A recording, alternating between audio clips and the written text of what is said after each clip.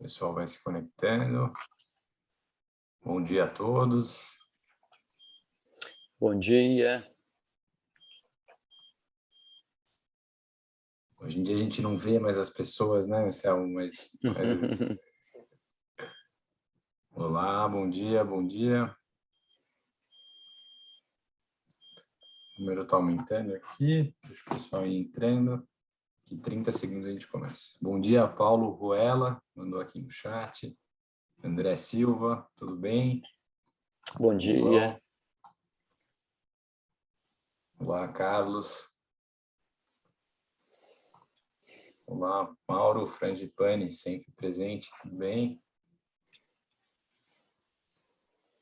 Oscar, Henrique, Ciron, o pessoal tá animado. Bom dia a todos.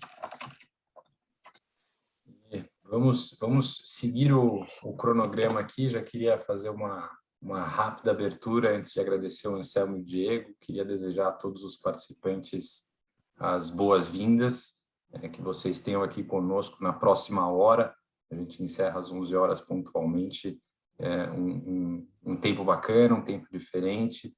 Essa série aqui da VDI chamada Segredos da Engenharia, a gente sempre convida big players do mercado alemão para apresentarem só cases de sucesso, né, na área de engenharia, de uma maneira geral, para que você, que está aí provavelmente na sua casa, tenha insights de como aplicar na sua empresa, né? Então, a ideia dessa série surgiu para criar uma coisa um pouquinho diferente nesse sentido, de, ao invés de fazer mais um webinar teórico, mais um webinar de indústria 4.0, aquela coisa que está, convenhamos, um pouquinho batida, ainda que seja super importante, a gente falou, vamos fazer só cases de sucesso, né? Então, hoje é o episódio da Steel, já tivemos BASF, Bayer, Bosch, Mercedes, o próximo episódio será da Volkswagen, e hoje tenho muita honra de dividir o palco virtual, né, Anselmo, com o Anselmo e com o Diego.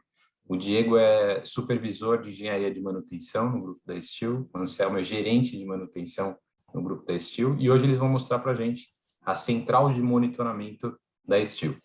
E último recado antes de passar a palavra para os meus colegas, vocês podem interagir conosco aqui no chat. A ideia dessa série é que a gente faça apresentações de 30 minutos e deixe os outros 30 minutos restantes do evento para que você nos pergunte alguma coisa. Então, o Diego e o Anselmo, até às 11 horas, estarão aqui para nos responder. Então, fiquem à vontade para perguntar, seja pelo chat ou pelo Q&A, se você preferir, também funciona, que é Questions and Answers, está embaixo da sua tela, um pouquinho para a esquerda. Eu até consigo aqui, como moderador, me organizar melhor. Mas tanto chat quanto Q&A eu vou ler com o maior prazer. Sejam todos bem-vindos e, Anselmo, Diego, passo a palavra para vocês, mais uma vez, com o meu profundo agradecimento em nome da VDI de vocês estarem aqui conosco nessa manhã. Bom dia, Vitor, bom dia a todos. Para nós também é uma alegria, tenho que agradecer também a oportunidade de estar falando com vocês, explicando um projeto bem legal que nós fizemos aqui na Steel. Então, muito obrigado. Me apresentar bem sucintamente, meu nome então é Anselmo, estou na Steel há 30 anos. Comecei na área de processo, como analista, fiquei 12 anos, depois passei para a área da produção como supervisor e logo depois como gerente, ficando 16 anos, e agora, há 2 anos, né, aceitei um novo desafio, né, estou como gerente de manutenção. Diego, por favor. Bom dia, pessoal.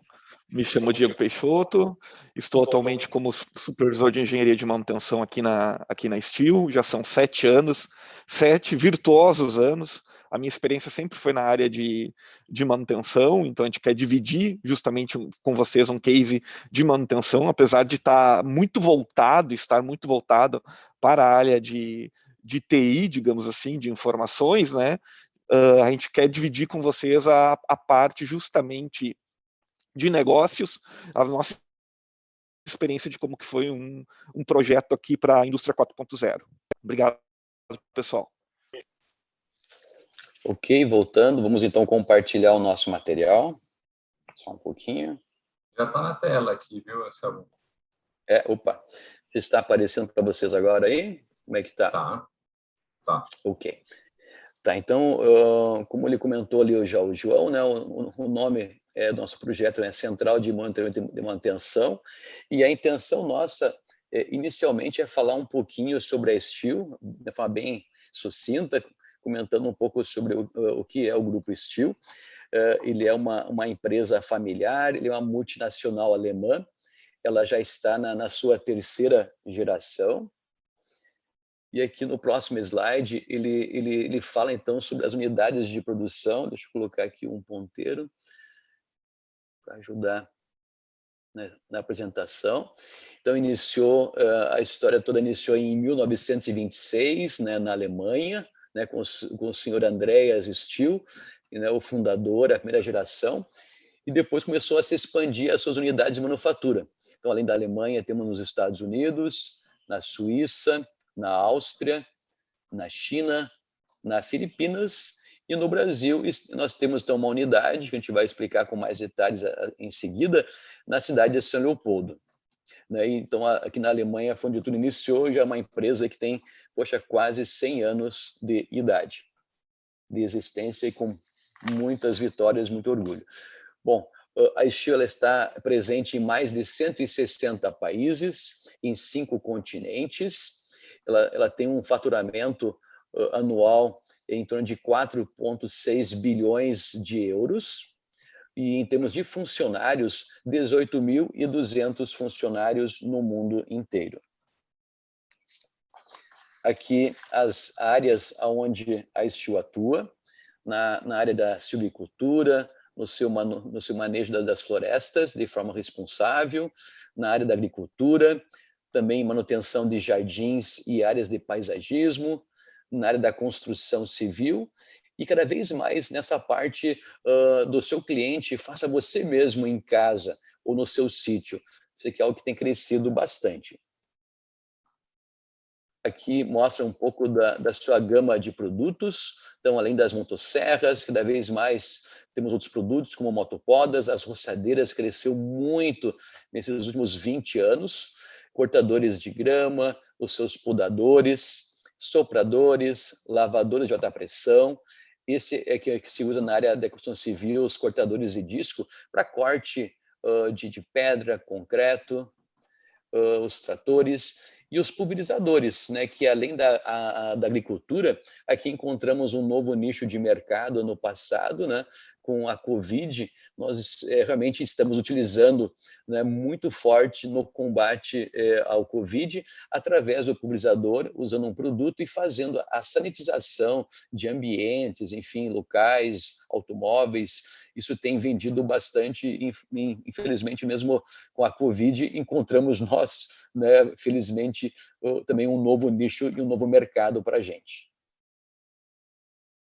E aqui um lema do Andreas Steel, do fundador, que é muito forte na nossa empresa, né, que está na cultura, que é facilitar o trabalho das pessoas na natureza. Essa é a razão de existir da própria Steel. Né? Então, assim, ela desenvolve seus produtos, fabrica, vende, então, ferramentas motorizadas para profissionais e também para aquele usuário doméstico que eu comentei, que é um mercado que tem crescido bastante. E os seus produtos são vendidos em lojas especializadas, né, que além da parte da venda, também dá uma assistência técnica. E hoje a gente tem, só a nível de Brasil, 4.000 pontos de revenda, dessas vendas técnicas e de apoio, né? E no mundo inteiro são 54.000 revendas. E quando a gente fala da Steel, ou olha seus produtos, é muito comum entre os seus clientes, né? Falou Steel, já vem ao mesmo tempo as palavras como qualidade, inovação, tecnologia, durabilidade, desempenho. Isso realmente nos deixa muito felizes e é algo que realmente isso é constatado entre todas as pessoas.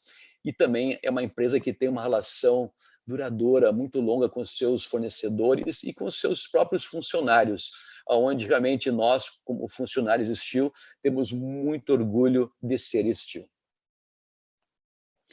E aqui, então, já tem uma vista da nossa unidade de manufatura no Brasil, que fica em São Leopoldo, que é bem próximo de Porto Alegre, né? Então aqui dá para ter uma uma visão da nossa área, dos seus prédios, né? Aqui tem mais algumas informações, então fica em São Leopoldo, né? Então uma área de 272 mil metros quadrados, nós temos espaço ainda para crescer e estamos crescendo, tem diversas certificações ISO e hoje, atualmente, a gente está com 3.300 funcionários. E se voltarmos a um ano atrás, pessoal, nós estávamos com 2.300 funcionários, em questão de um ano a um ano e pouco, já fomos para 3.300. E a nossa unidade Fabril, ela é dividida, a gente pode explicar, em duas unidades. A gente chama de motores, que são todas as mini fábricas ou processos que vai desde a fundição de magnésio, usinagem, virabrequim, as injetoras de plástico, sabres, até chegar nas suas linhas de montagem para fazer, então, a montagem dos seus produtos steel. E ano passado, nós fizemos uma produção de 804 mil unidades de produtos e já foi um crescimento. Até então, era em torno de 700 mil. E aqui uma outra unidade, então, que eu comentei, né, que é os cilindros, que aqui é um exemplo de um cilindro, ele faz parte do conjunto motor do produto steel, e ano passado nós fizemos, então, 7,6 milhões de cilindros. E realmente nós tivemos um crescimento, né? Com a pandemia, com o Covid, nós realmente achamos novos mercados e realmente já para esse ano, pessoal, nós passamos pela primeira vez, estamos já realmente produzindo e temos uma venda aí de 1,1 milhões de unidades de produtos para 2021. E para o ano que vem está se mantendo também um bom número aí na casa de 1 milhão a 1,1. Então, isso realmente é algo impressionante e que nos deixa bem felizes. E os cilindros, esse ano, vamos chegar a 10,3 milhões. Vocês lembram no outro slide, eram 7,6. Nós tínhamos chego já a um ano anterior a 8 milhões. E esse ano vamos chegar a 10,3 milhões. E para o ano que vem, a previsão para 2022 é de 10,5 milhões de cilindros. Então, realmente, a gente está num crescimento muito legal, bem bacana e que nos deixa realmente todo mundo bastante feliz. E não é só um crescimento também da Steel do Brasil, o próprio grupo Steel como um todo tem crescido. Uma outra informação, esses produtos Steel que nós fazemos, metade é mercado nacional e mercado é para exportação. E em relação aos nossos cilindros, 85% de todo o abastecimento do grupo Steel vem dessa unidade brasileira, né, e os outros 15 que são de fora. E dos 85%, quase 90% que a gente produz aqui, 10%, 15% a gente...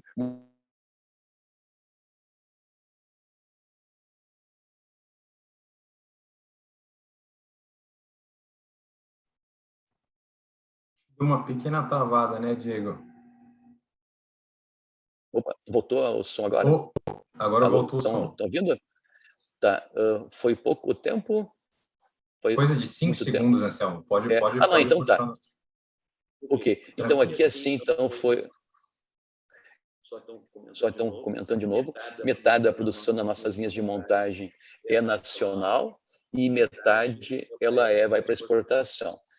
Em relação aos cilindros, 85% de todo o grupo Steel nós abastecemos na nossa linha, daqui dos nossos processos, vai 85% vai para fora, 90%, e 10% fica na linha brasileira.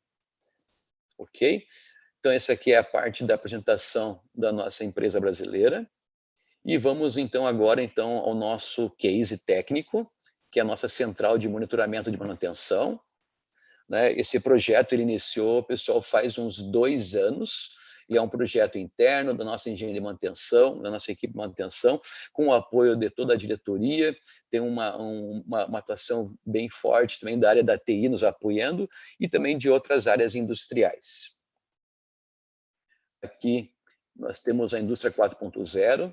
Sim, o nosso projeto ele vai envolver algumas ferramentas, algumas tecnologias. E esse slide representa aqui, então, é uma mandala que a Steel utiliza, né, internamente, né?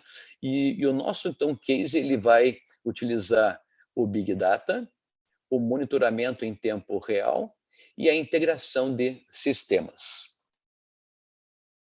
Aqui, para matar um pouco a curiosidade do que é o nosso projeto, o que é o nosso case que a gente vai apresentar, aqui tem uma foto, né, real do que já está instalado, e aqui, então, assim, é a nossa central de monitoramento de manutenção, que fica lá na engenharia de manutenção, e tem como objetivo identificar, então, anormalidades, comportamentos anormais, antes que a falha ocorra, ou seja, é atuar antes que a máquina quebre.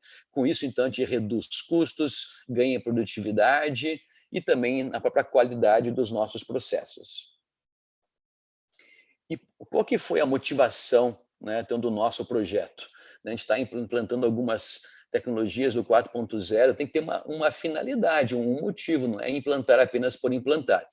E a nossa real motivação, a origem de tudo iniciou nos nossos custos totais de manutenção, que ela vinha crescendo nos últimos anos. E aí, fazendo um desdobramento, então, das nossas mini fábricas, dos nossos processos fabris, né, a gente observa que o processo Chiron, que são centros de usinagem da Alemanha, da marca Chiron, que tem uma excelente precisão, a gente usa para fazer a usinagem 2 cilindros em alumínio, ele era o maior representativo em termos de custos. Em segundo lugar, muito próximo, a fundição de alumínio de cilindros, né, sob pressão, que vinha em segundo lugar, depois as outros processos, outras mini fábricas. Fazendo uma nova estratificação dessas duas áreas fabris, chama a atenção, então, em 58% dos gastos dessas duas áreas, representa aqui o espíndulo, que é o fuso, onde vai a ferramenta de corte para fazer a usinagem, ele realmente é um componente bastante caro, e aqui ele realmente chama a atenção, 58% dos gastos de manutenção é relacionado a esse componente. Depois, robôs, 27%, e o próprio óleo hidráulico, 15%. Então, o nosso foco ficou aqui nos espíndulos. Fazendo uma nova estratificação, desdobrando um pouco mais e tentando entender também mais o que está causando. Então, aqui temos um gráfico onde mostra na parte de baixo são os centros de usinagem, uma parte deles, e falando com o fabricante, 6.000 horas era uma meta adequada, né, que corresponde a mais ou menos uma intervenção no espíndulo, uma manutenção por ano, em média. E nós observamos que 15% das máquinas, de alguma forma, estava tendo manutenções ou falhas prematuras. E como um bom engenheiro, então, o que a gente passou a fazer já há 2 anos atrás, junto com esse projeto, iniciando, né, usamos uma ferramenta, uma metodologia que é o FTA, o Failure Tree Analysis, para realmente entender quais são os modos de falhas que podem acontecer com o Chiron, com os espíndulos, quais são as causas que podem levar a acontecer esse modo de falha. E aqui sim, né, poxa, fazendo uma analogia, um bom engenheiro e se tornando um bom médico, né, de máquinas, como é que eu posso compreender o que a máquina está me falando? Como é que eu posso entender o que ela possa estar tentando me dizer? Começamos, então, sim, a usar o 4.0, usar a parte de sensoriamento, monitoramento, para nós poder começar a entender o que ela possa estar nos transmitindo. Em alguns casos, usando uma mistura de uma manutenção tradicional ou 4.0, em alguns casos não valia a pena, não se faz necessário e mantém a estratégia da manutenção tradicional. E aqui, sim, então, é a sequência do nosso trabalho. Então, aqui a gente já passa, então, já a apresentar um pouquinho mais em detalhes, e aqui eu passo agora, então, a palavra para o Diego continuar a apresentação. Então tá, obrigado, Anselmo. Deixa eu detalhar um pouquinho para vocês como que foi o projeto, deixa a gente mergulhar um pouco mais, né, nessa questão desse mundo de dados, que foi o trabalho que a gente acabou executando. Então, a primeira coisa que foi feita foi justamente sensoriar o equipamento, sensoriar a máquina. Aqui a gente tem um exemplo nessa imagem do que foi feito, né? A gente pode se dar o luxo na Steel de ter uma máquina embancada para poder fazer teste, para poder justamente realizarmos protótipos. Nesse modelo aqui, então, a gente acabou instalando 4 sensores, São 3 deles com foco muito mais em vibração, onde a gente está circulando eles aqui, que é o S1, S2 e S3, e a gente tem um sensor de vazão e temperatura, que está destacado como S4, que ele fica numa parte deslocada da máquina, que aqui a gente não consegue ainda ter muita noção. Acaba sendo uma máquina bem fechada, então a gente não consegue ter essa abertura da forma que está nessa imagem aqui, mas ela é justamente, acabamos construindo justamente dessa forma para vocês entenderem a construção, digamos, e a arquitetura que foi sensoriada à máquina. Então, a partir desses sensores, que tem o exemplo aqui dos 2 aqui do lado, a gente tem um que se parece muito mais com uma moeda, né? Ele está representando junto com a caneta Bic aqui do lado, né? Então a gente tem 3 sensores de vibração, que são mais ou menos deste tamanho, e a gente tem especificação técnica aqui do lado dele, e depois a gente tem um sensor de vazão e temperatura, que ele é um pouquinho maior, mas também do mesmo fabricante, que a gente consegue daí conectar com todas as informações da máquina. A gente tem que se lembrar também que esses sensores, por exemplo, eles acabam dando mais de uma dimensão. Normalmente, cada sensor dele acaba tirando 3 dimensões de dados que acabam se multiplicando pela quantidade de informações que a gente necessita. Então, a gente pode ter várias variáveis aqui coletadas. No próximo slide, então, a gente já tem o resultado do que é feito das coletas de dados. Então, assim, a primeira coisa que a gente acaba fazendo é o sensoriamento de máquina, o primeiro ponto do que a gente acaba trazendo, né? Então, a primeira coisa é a coleta de dados, é extrair parâmetros, extrair resultados, né? Com isso, a gente faz essa primeira camada, digamos, que a gente chama assim de edge computing.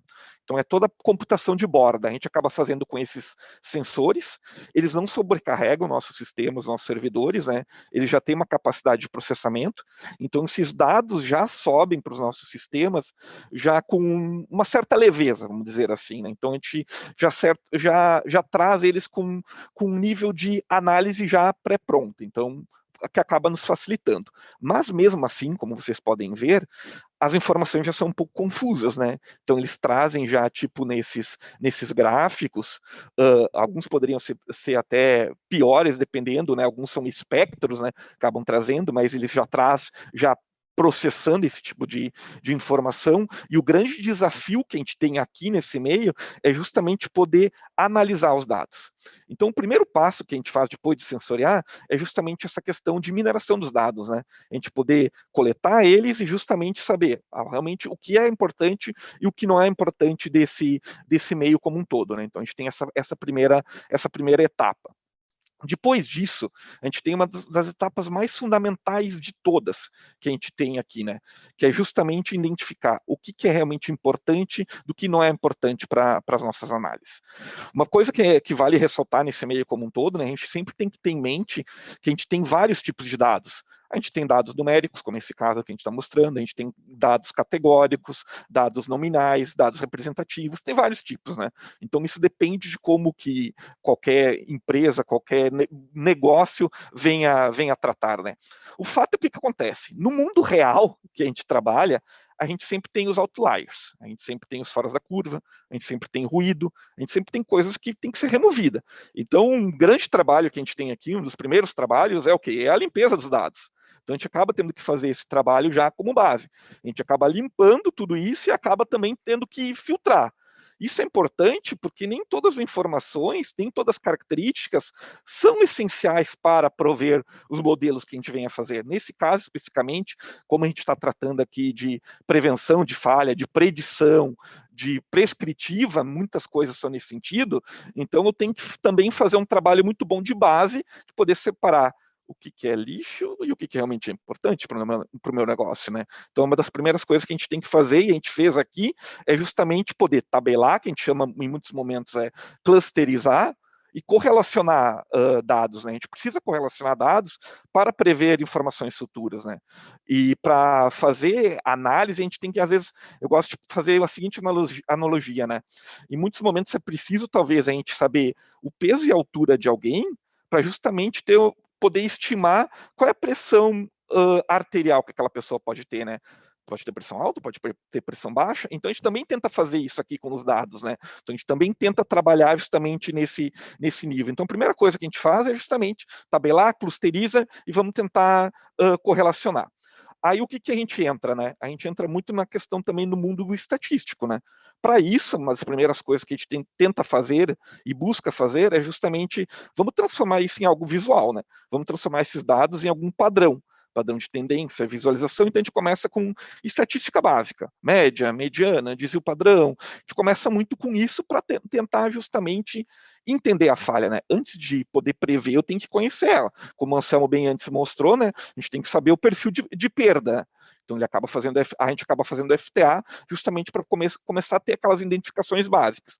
E daí, com o mundo dos dados, a gente acaba cada vez mais refinando. Então eu começo do básico. Começa justamente com informações estatísticas não tão intrusivas, né? Então, depois que a gente começa já um processamento mais profundo. Tudo isso daqui que a gente acaba chamando, ele é muito o pré-processamento do que a gente chama, né? Então, a gente acaba fazendo tudo isso para fazer muitas comparações, muitas filtragens, muitas análises, né? Então, antes de entrar no processamento puro, digamos assim, a gente tem que fazer toda essa preparação antes. Para vocês entenderem, aqui a gente não tem programadores, por exemplo, né? O que a gente fez esse trabalho, a gente fez junto com parceria com uma startup da URGS, chamada Latos. A gente acabou construindo junto esses projetos. Eles entraram muito forte com a parte de ciência de dados, a parte de programação, a parte científica também. Isso foi bem importante, né? Fazer essa parceria junto, e a gente acredita muito nisso, né? De poder agregar conhecimento. E eles estão nos ajudando e vêm nos ajudando nessa jornada, como em outras também. Então, feito o pré-processamento, eu entro diretamente agora no processamento puro, né? Que é onde eu acabo modelando, acabo escolhendo meus modelos matemáticos, acabo simulando, acabo treinando. Aqui nesse exemplo, a gente já tem uma representação já bem gráfica realmente do que a gente tem, né? A gente acaba separando já por zonas, no gráfico à esquerda aqui, o que é a zona normal dos equipamentos, o que é a zona de alerta e o que é a zona de alarme. Está circulado ali em laranjinha, aqueles pontos em verde, que são realmente uma máquina com um nível alto já de alarme. Então, aqui a gente já no modelo matemático, que foi proposto, a gente já tem então um nível de interação alta já predizendo para mim da falha. E daí já vem na direita o exemplo disso, né? Que a gente tinha calculado uma data de quebra estimada no dia 30/6 de 2021, e o equipamento realmente quebrou, falhou no dia 24/6. Então a gente vê já uma similaridade muito grande já do que a gente está encontrando nos dados, na nossa predição e no resultado de fato lá na fábrica, né? Agora é muito mais ajuste fino, né? Muito mais ajuste de equação, muito mais talvez testar outros modelos, experimentar mais para fazer esse ajuste mais rigoroso, digamos assim. Mas assim mesmo ele já consegue já nos trazer muitos ganhos, né? Então realmente acaba sendo bem importante. E a gente tem que entender que em muitos momentos é difícil a gente prever a falha sem realmente ela nunca ter acontecido. Nesse modelo, por exemplo, que a gente chama de método RUL, que foi pesquisado justamente para essa startup e nos ajudou, a gente acaba justamente analisando um modelo de degradação. A gente acaba fazendo a estimativa da vida útil remanescente do equipamento. Por isso que ele é chamado de Remaining Useful Life, que é o RUL, né? Então a gente justamente acaba utilizando um modelo matemático por trás dele para poder chegar nesse tipo de informações. Feito isso, a gente chega agora no cerne do projeto, né? Então, que é justamente a parte de visualização, é o front-end, né? Então, a gente tem aqui já o BI, daí pode ser em qualquer modelo. Aqui a gente tem um modelo que a gente usou específico, mas pode ser no ClickSense, que nem é o nosso modelo, pode ser no Power BI, pode ser no Grafana, tem várias soluções de mercado que acabam proporcionando. Então a gente só pegou esse tipo de informação e já trazendo para a nossa realidade, né? Que é a camada principal que acaba me dando os dados que eu mais necessito, que é a situação do equipamento. Por exemplo, aqui o coraçãozinho representa se o equipamento está numa situação normal, se ele está numa situação de alerta, que é o amarelinho, se a máquina está ok, se ela está realmente numa condição normal, que daí é o coração verde, ou se realmente ela está numa atividade preventiva, ela está em ociosidade ou está parada, que a gente acaba colocando ela como um coraçãozinho num tom mais cinza, né? Então esse todo é o meu processo de informação, de fato, né? Porque agora aqui eu consigo ter a tomada de ação para os resultados que a gente acaba colhendo no futuro e a gente vai acabar mostrando para vocês. Aqui, para vocês terem ideia, né? Então eu tenho o framework de todo o meu processo, eu tenho, então, a coleta de dados, eu tenho o meu sensoramento de máquina, eu tenho a coleta de todo esse tipo de informação. Depois disso, eu tenho toda a questão de pré-processamento, pós-processamento, processamento puro, então eu acabo utilizando isso como uma área de interpretação, de análise, e depois sim eu entro na própria questão de conhecimento e informação, que é a questão do BI já trazendo para a gente todo tipo de respostas no qual a gente necessita. Para também a gente poder ter uma noção, também acaba sendo importante a gente olhar o back-end, né? A parte de trás da máquina, então a gente tem muita comunicação aqui. A solução que a gente escolheu, ela possibilita a execução em códigos de linguagem Python, né? Então, o programador, por exemplo, dessa empresa, dessa startup que nos ajuda, ele acaba desenvolvendo boa parte das camadas aqui. Então, nesse tipo de linguagem, o que é universal é open source, a gente tem facilidade de poder depois editar, modificar, melhorar, então isso acaba sendo bastante importante. Então, meus dados saem da máquina, eles são coletados num sistema que a gente gosta de chamar de historiador, todo o nosso sistema de coleta. Depois, nesse próprio sistema de historiador, a gente acaba fazendo toda a limpeza de dados, pré-processamento, toda a parte de inserção de modelos e eventos a gente acaba fazendo aqui, pelos scripts, né? Então a gente acaba fazendo na linguagem Python mesmo. Depois a gente modela, experimenta, né? Prototipa, para daí sim ter toda a nossa fase de visualização e começar a ter as coletas de dados. Anselmo, agora retorna para ti já com os ganhos.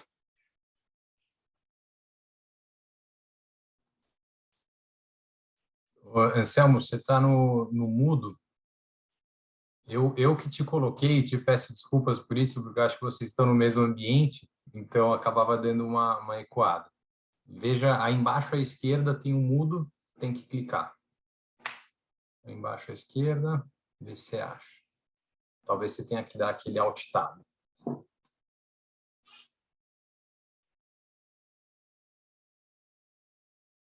Ainda não?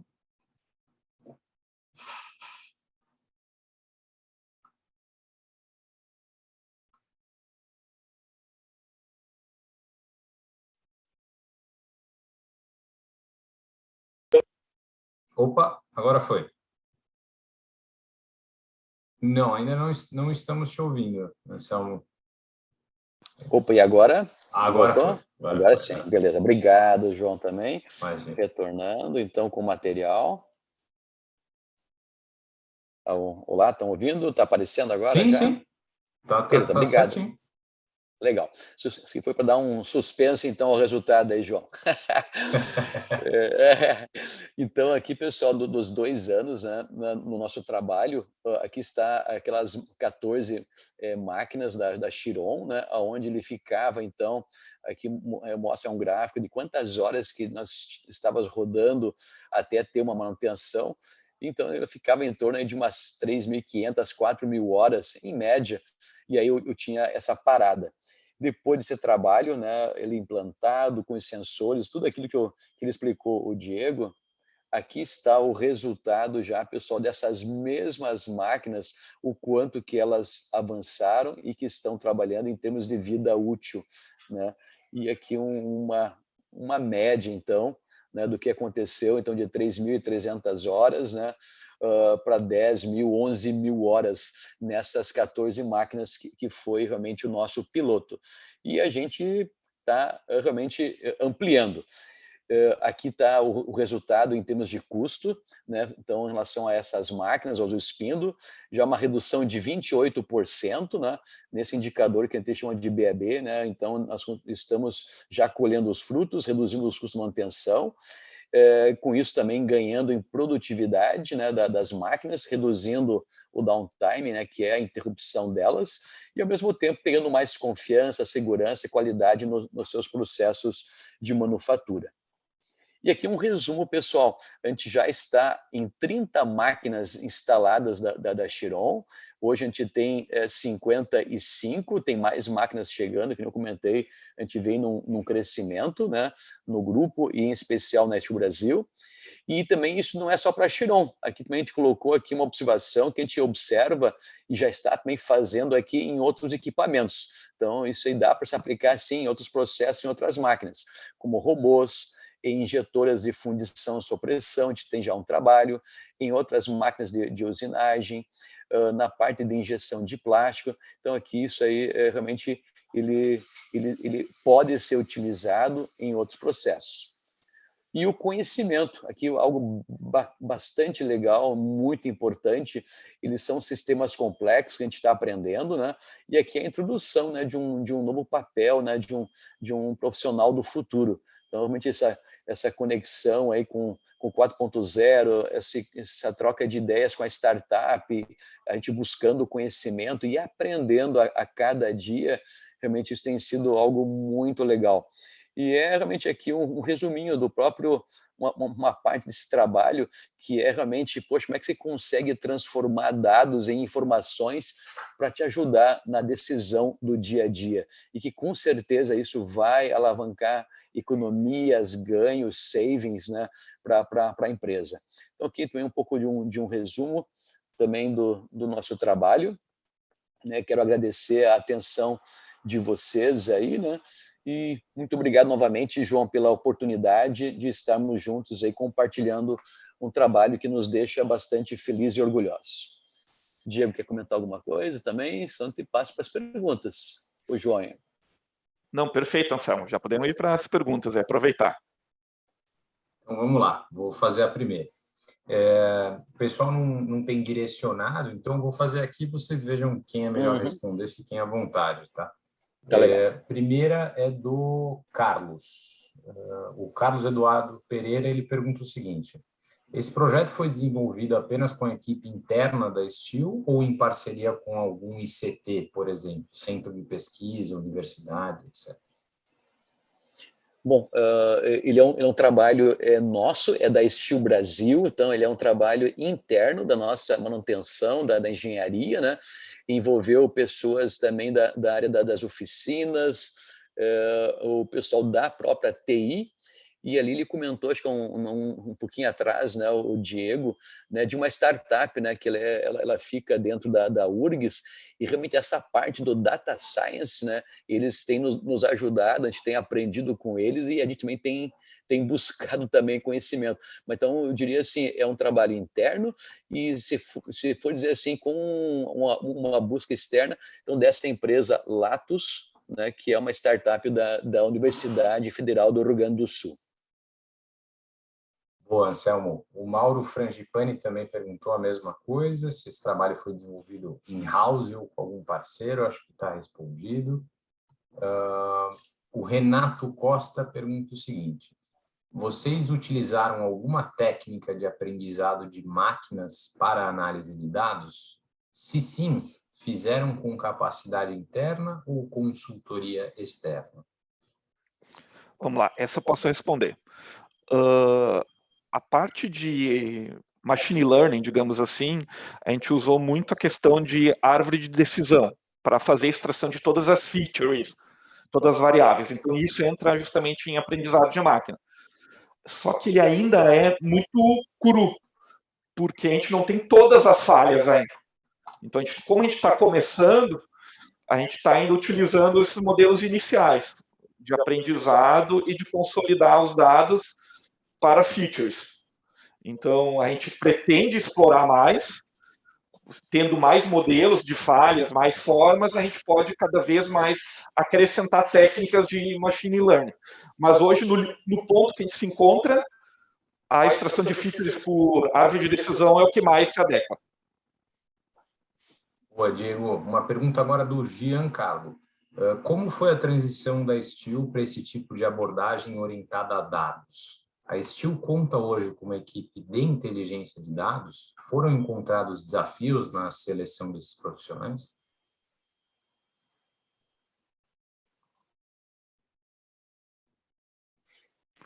Posso responder também, então.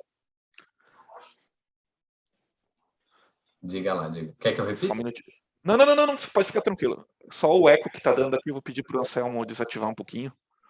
Boa. Já fica mais fácil. Então, tá. A questão de profissionais, capacitação, é um ponto que a gente discute muito aqui internamente, né? Então, assim, tudo começou com o uso de profissionais internos. E no meio do caminho, essas pessoas estão buscando capacitação. Eu sou uma delas, por exemplo, a gente tem um engenheiro de manutenção muito focado também nisso. Então, as pessoas estão se formando. Obviamente que nessa fase a gente acaba buscando também a ajuda de muitas parcerias. Então entrou essa startup que tem muito conhecimento embarcado, então acaba nos ajudando, universidades, algumas empresas específicas também que nos ajudam. Então a gente ainda não chegou aí mergulhar no mercado em busca de profissionais. Talvez nem façamos isso, mas justamente a gente quer desenvolver as pessoas internamente para justamente conhecedoras do nosso processo Steel possam justamente através do mundo de dados, data science, desenvolver cada vez mais oportunidades de ganhos, identificações de anomalias e ganho no processo como um todo. Legal, Diego. Ajudando um pouquinho aqui também, completando, Diego, por favor. Também eu acho que um ponto importante também é a busca desse equilíbrio. O que realmente assim nós vamos buscar para o futuro? A ideia é formar 100% desse pessoal aqui interno, quando a gente fala da parte até do Python, daqueles softwares, dos programas, de todos aqueles métodos estatísticos. Eu vou ser bem sincero, então assim, a gente tem aprendido, a gente está buscando conhecimento, mas tem coisas também que, poxa, tem que ver se realmente vai valer a pena você fazer 100% internamente mesmo. Se isso vai fazer parte do seu core business, daqui a pouco de ter realmente um pessoal que pegue totalmente a parte do hardware e totalmente a parte do software. Mas então, assim, sim, a gente tem navegado na parte de software, o hardware foi tudo nosso, mas é uma coisa que também a gente tem discutido muito internamente, se isso aí vai ficar 100% interno ou se realmente acho que a gente mantém e vale a pena essa parceria, né, com algumas pessoas aí fora, que é o que a gente está fazendo hoje. Hoje é uma parceria com a startup. A gente mantém essa troca de conhecimentos e eles trazem no seu dia a dia muitas coisas para nós, em especial essa parte de algoritmos e muitos modelos matemáticos que até às vezes nem fazem parte do dia a dia de um engenheiro mecânico, por exemplo. Boa, Anselmo. Okay. Boa. Tem uma pergunta rápida aqui do Rodrigo Leite e ele diz o seguinte: qual é o MES ou o software de gestão de manutenção utilizado hoje pela Steel? Vamos lá, essa eu respondo também. Qual é o nome da pessoa? É o Rodrigo. Rodrigo, a gente acaba utilizando o MES da Secor, então nossa integração com máquina é pela Secor, e nosso sistema de gestão de manutenção, nosso ERP é SAP. Para todas as áreas da Steel, a gente acaba consolidando tudo no SAP. Até, inclusive, já me adiantando, o roadmap do projeto é justamente que a resposta do meu BI ali, que está aparecendo no clique, por exemplo, ele já torne isso daí uma ação no SAP. Então, ele já gere uma notificação, uma ordem de serviço para a equipe já diretamente no SAP. Então, a gente tem que fazer essa integração ainda com o sistema, porque hoje passa muito, então, da análise do meu engenheiro, né, para passar para a equipe a demanda. Então, a gente quer também fazer essa integração final com o SAP para poder fechar todo o ciclo. Legal, Diego. Mais uma agora do Ciron. Ciron pergunta o seguinte: com relação ao sistema de monitoramento em tempo real, quais são os fatores críticos de sucesso e como evitar?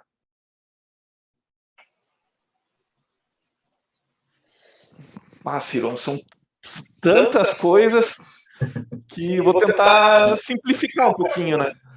Muito é tentativa e erro. É isso aí. Então, assim, claro que tem toda a base científica, toda a base teórica que para a gente poder iniciar. Como qualquer engenheiro, né, a gente tem que fazer isso, né? A gente tem que passar do mundo das equações, no mundo teórico, para o mundo prático.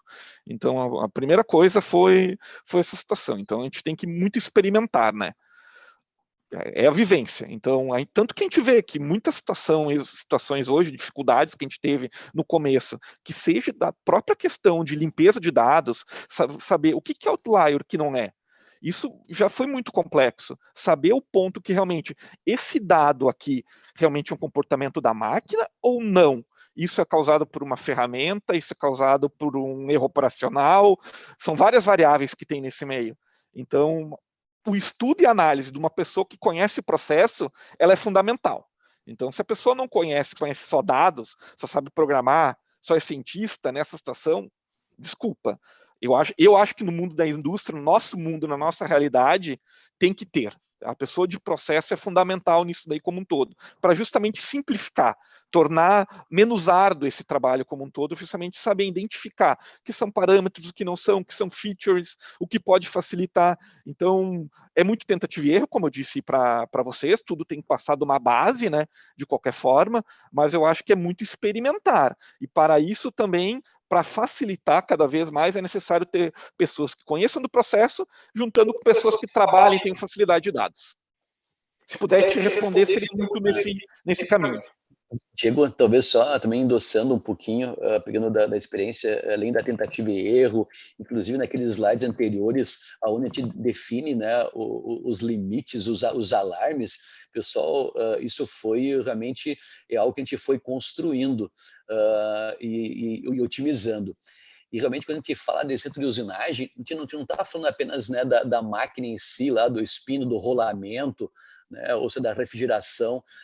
Hoje a gente tem uma aproximação, esse trabalho ele acabou alavancando uma proximidade muito grande com a engenharia de processo, que cuida da parte das ferramentas de usinagem, e começamos a ter ganhos na parte do balanceamento da ferramenta de corte.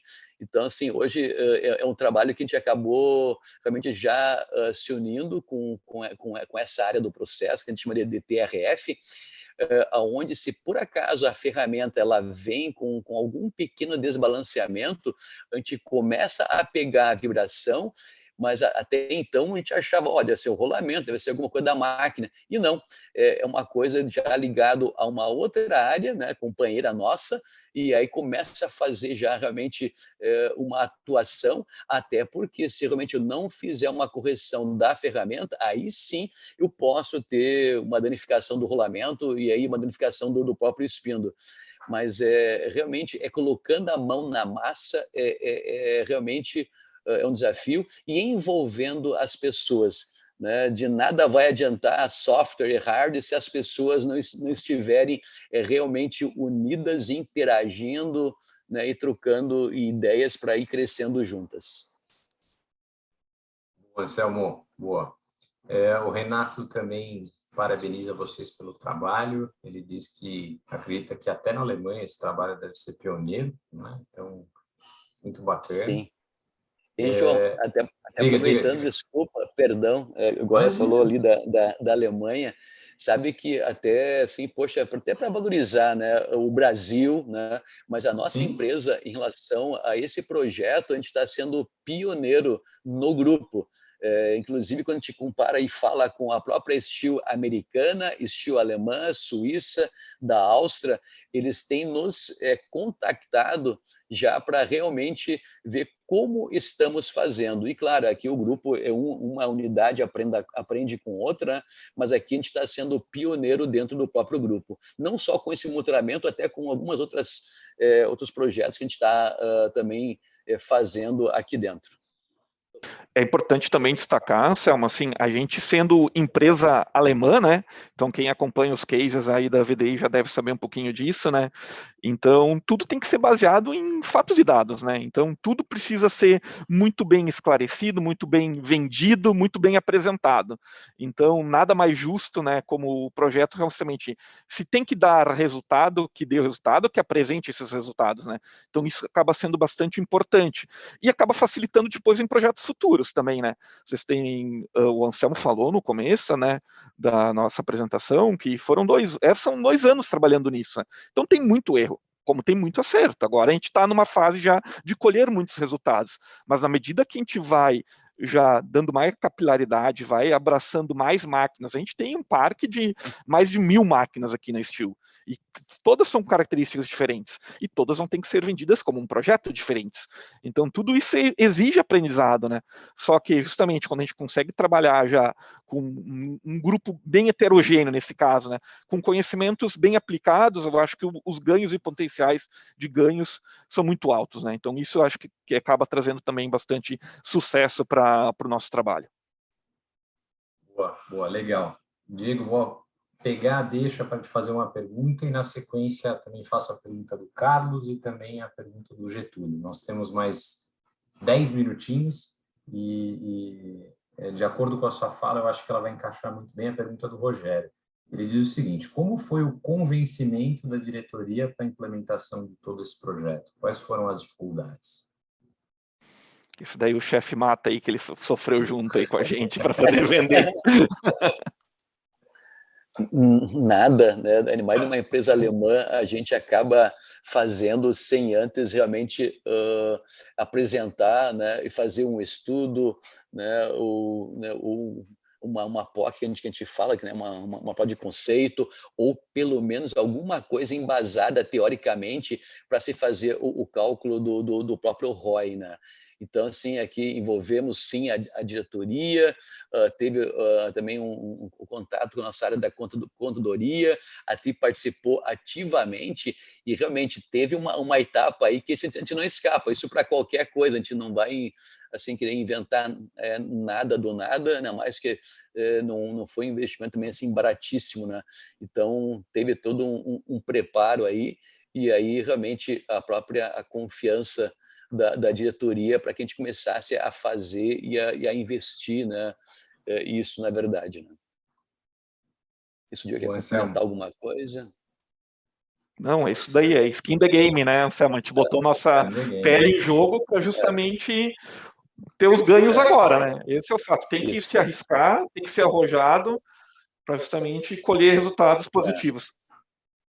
E realmente os ganhos nós já estamos colhendo, né? Isso também os números, a gente acaba também de uma forma depois realmente tendo o resultado de ano para ano, e quando a gente faz os planejamentos dos gastos, manutenção, aí até realmente está ali a prova, né, que a gente realmente tem já assim outros valores, alguns cortes, alguns saving, né? E isso é algo que a gente acaba sempre fechando com as outras áreas, em especial com a contadoria. Legal, Anselmo. Deixa eu fazer agora a do Carlos Sarotti. Ele dá bom dia para vocês, os parabeniza pelo trabalho e pergunta o seguinte: quais as principais causas das quebras que a Steel tinha antes da aplicação do monitoramento? Como é a integração com o CMMS? Vamos lá. Bom dia, Sarotti. A gente já se conhece, então já é o nosso parceiro aqui da Steel. A pergunta é bem pertinente, né? Primeiramente, o CMMS, eu já comentei antes, é o SAP, né? Então a gente faz toda a integração com o SAP, isso que a gente está buscando agora, né? E as principais causas de falha e quebra, na verdade, se mantêm. São falha, como são equipamentos rotativos, né? Então a principal causa acaba sendo muito mais pela questão de rolamento, então a gente entra muito na questão de desgaste, questão de balanceamento, desbalanceamento, temperatura. Então os modos de falha, digamos assim, eles ainda se mantêm. O que a gente tem agora com esse projeto é justamente a previsão de que a gente pode já identificá-los no início da fase. Quem conhece aquela curva lá, PF, né, sabe que a gente está cada vez mais próximo ao eixo Y, né, para justamente também nos antecipar à necessidade de substituição, troca ou intervenção. Então, o modo de falha que o Anselmo trouxe ali no FTA, ele é aquela maneira com a qual a gente está trabalhando, e é justamente procura monitorar os pontos para poder solucionar. Legal, Diego. Obrigado pela resposta. O Getúlio Teixeira pergunta o seguinte: dicas importantes para as empresas que estão começando a jornada da indústria 4.0? Eu acho que foi aquele slide inicial onde a gente realmente até apresentou com a pergunta, né, qual o motivo, qual a principal razão de você fazer isso. Então, acho que inicialmente tem um trabalho de você estratificar quais são as suas despesas, os seus gastos, quais são os seus custos. E aquilo que realmente, poxa, está pegando lá do teu Pareto, quem que é o campeão, né, os campeões, né? Então, acho que a primeira coisa, acho que tem que realmente observar isso. Aí, segundo ponto, realmente, poxa, a indústria 4.0, ou no nosso caso, ali, que foi essa parte do monitoramento, a integração de sistemas, o Big Data, pô, isso pode ajudar, porque não é que nem assim, poxa, tem coisas nessa máquina da Chiron, por exemplo, que a parte do espindo ali, sim, cabe o lance dos sensores, eu medir a vibração e eu começo realmente a entender, a escutar como é que está falando, não só da parte dos rolamentos, do espindo, das vibrações e da parte das ferramentas, as ferramentas em si. Mas tem outras coisas que são tipo desgaste lá com um braço que troca a ferramenta. Ali é algo que é muito mecânico, não tem como botar um sensor. Enfim, acho que então, depois de eu ver quais são os principais gastos, o que realmente eu poderia fazer de utilizar essas ferramentas ou tecnologias para que isso me ajudasse. Acho que então esse seria o segundo passo. Aí o terceiro passo, aí realmente é o que o próprio Diego falou. Além de você conhecer bem a máquina, tem que conhecer bem o processo, porque talvez outras áreas vão ter que estar envolvidas, né? Alguém da área de processo, a própria produção, muitas vezes o operador, né? Às vezes muitos não falam com o operador, mas pô, quem está ali no seu dia a dia trabalhando, muitas vezes ele conhece até mais do que as próprias áreas de apoio. Então, envolver, então, realmente quem está trabalhando, de como é que a gente pode realmente melhorar. Então, acho que eu diria que seriam assim, uns primeiros passos, né, que eu citaria, além, claro, depois a sequência que é também o que te apresentou, que aí sim, é buscar, é hardware, software, acho que é uma escadinha. Legal, Anselmo. E os dados contam uma história, né? É isso aí. Essa história, tanto do passado quanto o que está acontecendo no momento, eu acho que cabe aos gestores escolher o futuro dessa história, né? Que é o grande desafio, né? É o que exatamente fazer com esses dados, né? Eu vou fazer a Exatamente. última perguntinha aqui, Anselmo, do Renato, nós temos mais 3 minutinhos. E ele pergunta o seguinte: a ciência de dados é um fator importante no projeto. Como vocês escolheram a startup de apoio? Diego. Essa eu posso responder, mas eu quero voltar num comentário que tu fizeste, João, a questão dos dados contarem história. Isso é fundamental, né? Então, assim, o nosso papel, daí como engenheiros, né, é justamente saber traduzir isso, né? É justamente conhecer esse tipo eu traduzir, quando eu digo, é justamente transformar o dado em informação. Então, acho que isso é o grande passo, né? A gente justamente poder entender, interpretar aquilo ali, justamente saber depois transformar isso numa ação na prática.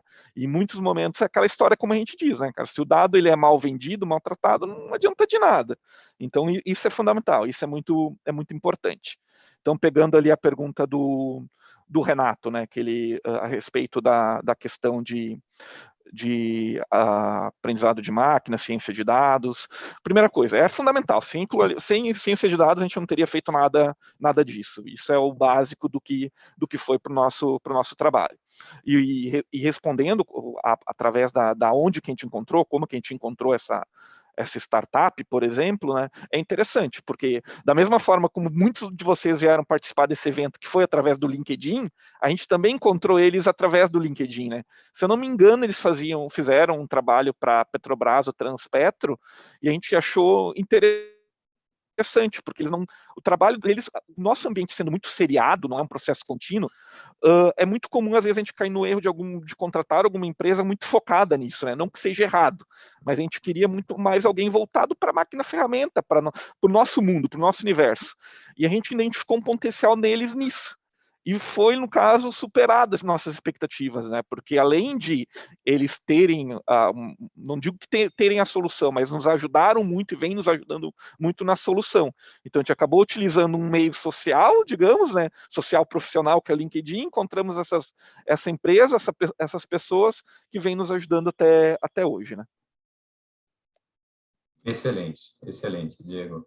Olha, pessoal, a gente tem mais algumas perguntas que eu não vou conseguir fazer por uma questão de pontualidade germânica aos 30 segundos que nos resta aqui do evento, mas eu vou anotá-las todas, a gente tem um relatório que a gente extrai do Zoom, depois posso mandar para vocês, se vocês estiverem à disposição para responder os colegas, seria fantástico.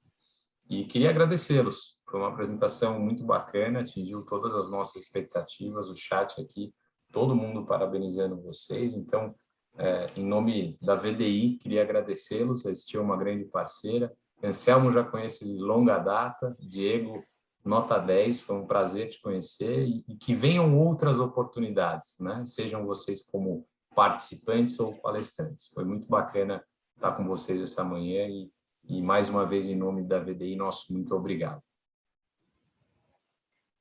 Obrigado, João. Obrigado a todos também. Poxa, novamente pela oportunidade, para nós é uma alegria.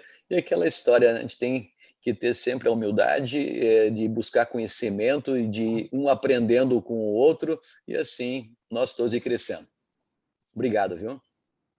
Obrigado, pessoal. Também agradeço a todos aí presentes que nos escutaram, que compartilharam também suas dúvidas e que a gente possa também, num futuro breve, cada vez mais trocar informações e conhecimentos. Obrigado, João. Obrigado pela VDI, pela oportunidade. Uma grande honra para a gente. Mais uma vez, peço desculpa para o pessoal que a gente não conseguiu responder ao vivo, mas acho que tivemos uma manhã bem rica de conhecimento e, mais uma vez, os agradeço. Eu vou encerrar a transmissão por aqui, vocês não precisam se preocupar em encerrar nada por aí. Fiquem tranquilos. Um grande abraço a todos e espero vê-los em breve. Um abraço, pessoal. Tchau, tchau.